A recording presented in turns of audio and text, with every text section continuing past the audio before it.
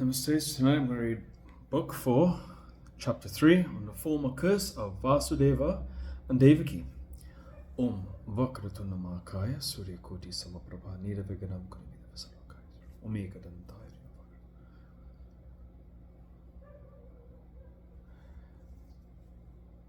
Om Guru Brahma Guru Vishnu Guru Devi Guru Saksha.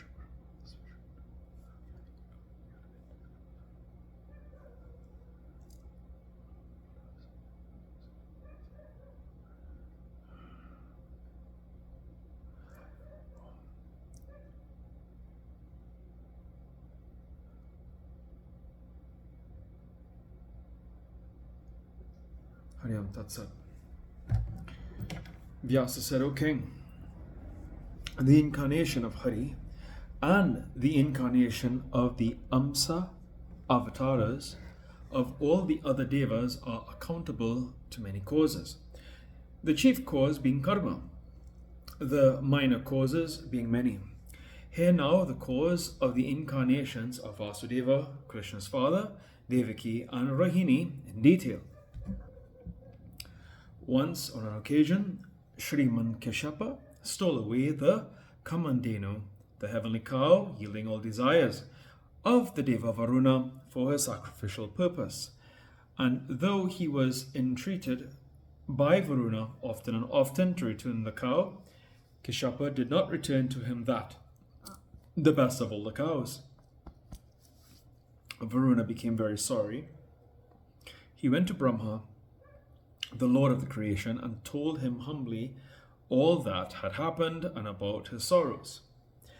O glorious one, Maharishi Keshapa is now almost infatuated with his sacrifice, and though I have tried all my means, he is not returning me my cow. I could not hear the pitiful cries and wailing of the calves and or bereavement from their mother, and I cursed Keshapa, saying, you would go down and take birth in the human world as a cowherd, and you, 2 wives, also are to go there as human mortals, suffering under the greatest difficulties and dangers.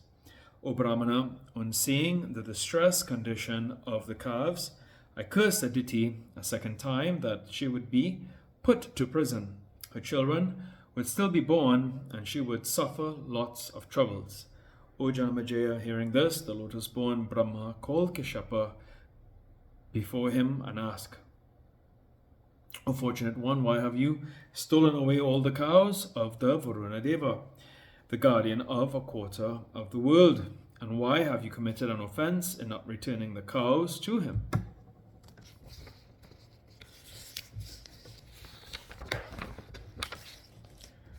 Bhagavan, you are intelligent, you know everything fully, knowing that it is a sin to steal others' property.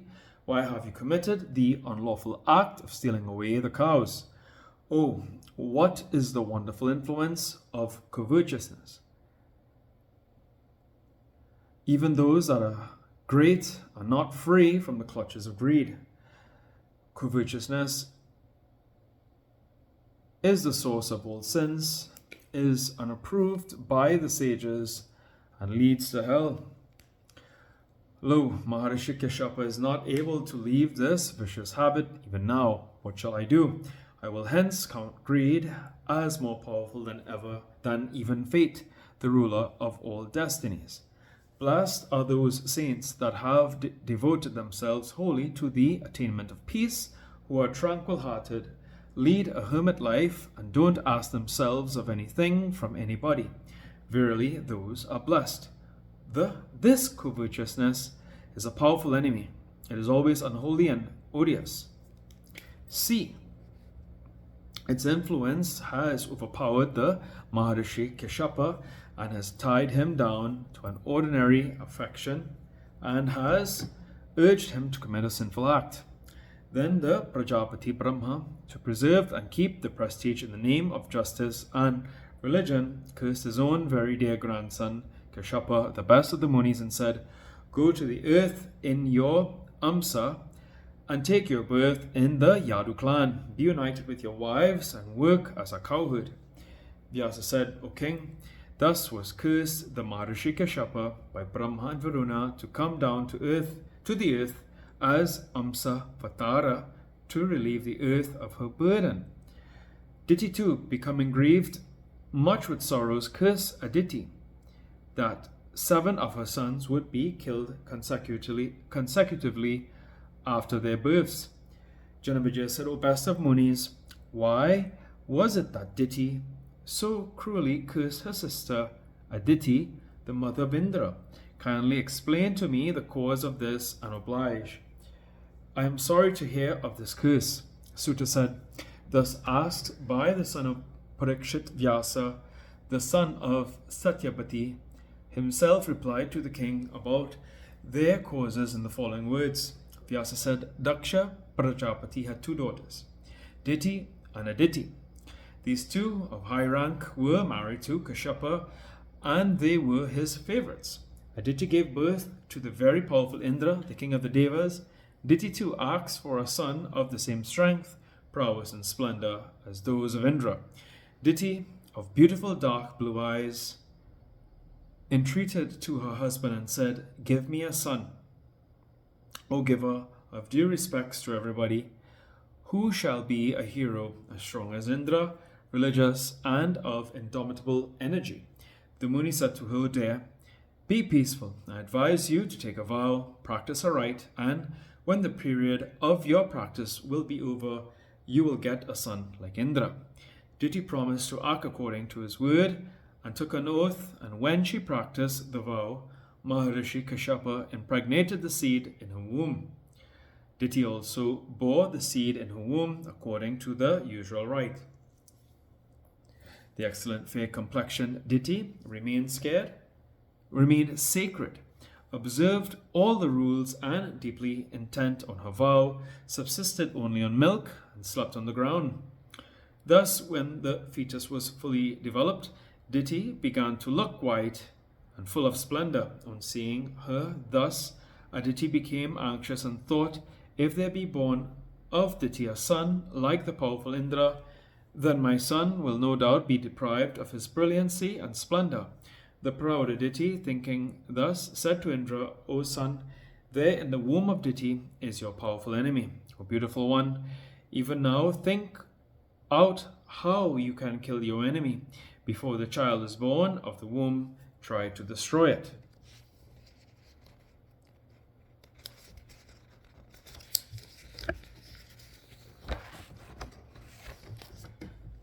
Since the time I have looked on my co-wife Diti, of beautiful eyes and proud, this is the one and only thought that troubles the peace in the innermost of my hearts. The enemy, if he firmly gets hold, like a fully developed consumption, cannot be killed. Therefore, the intelligent persons should destroy the enemies when they are in their buds. O Satakritu, my heart is being pierced wholly by an iron spoke when I see the womb of Diti. Kill it by any means you can. O high-minded one, if you like my welfare, then destroy the fetus in the womb of Diti by any of the existent means, sama, dana, or strength. Thus remove the cause of grief in my heart. Vyasa said, on hearing his mother, Indra, the king of the immortals, though thought over all the means and went then to his stepmother Diti. That evil-minded Indra bowed down at the foot of Diti with humility and addressed her with words sweet but full of poison. O mother, you have become very weak, lean, and thin in the practice you vow. I have come to serve you. Order me now, what can I do for you? O chaste one, to your husband, I want to shampoo your feet. To serve one's guru means to earn righteousness and immortality. O mother, I swear on earth an oath, I don't make any difference between you and my mother Aditi. Saying thus, he touched her feet and began to shampoo her legs. The beautiful Aditi, tired of the vow, lean and thin, thus being shampooed and having full faith in Indra's words, fell to deep sleep. Seeing her asleep, Indra, with thunderbolt in his hand, took subtle form and by the influence of his yogic power entered carefully into her womb, quickly and cut asunder the fetus in the womb into 7 parts. The child in the womb, struck by the thunderbolt, cried out. Indra spoke to the child gently, "Do not cry," and in the meanwhile cut each of the 7 parts into 7 parts again. Thus, O king, the 49 Maruts were born. When the good-natured Diti awoke, she came to know that Indra had treacherously cut the fetus in her womb and became very sorry and angry. Knowing that all these treacherous acts are really done under the advice of her sister, the truthful Diti, who was under the vow, cursed Aditi and Indra, saying that as her son Indra has treacherously cut the fetus in her womb, Indra's kingdom over the 3 worlds would be destroyed. And as the sinful Aditi has secretly caused the destruction of my son, her sons too would also die after their birth consecutively, and she would dwell in the prison house in much trouble and anxiety, and would also bear stillborn sons in her next birth. Vyasa said, O king, Maharishi Kashyapa, the son of Marichi, hearing the curse, allayed her anger with loving words. O blessed one, do not be angry. Your sons would all become very powerful and would be called Maruts. They would be companions and friends to Indra. O dear, your curse won't be fruitless. In the 28th Manvantara, at the end of the Dwapara Yuga, your curse will bear fruit. Then Aditi, sinful for her jealousy and anger, will go down on earth to take the human birth through her Amsa part and suffer according to your curse. Varuna too had become very grieved and cursed her. And due to both these curses, this Aditi will be born as a woman.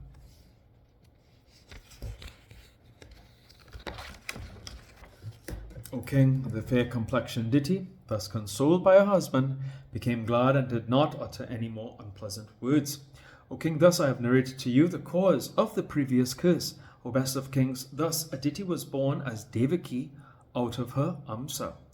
Here ends the 3rd chapter of the 4th book of the Mahapuranam Srimad Devi Bhagavatam of 18,000 verses on the former curse of Vasudeva and Devaki by Maharishi Ved Vyasa. Om Jayanti Mangalakali Bhadrakali Kapani Durga Kashma Shibidati Swaswa Jitvam Devi Chamaji Shri Sarvata Satakishma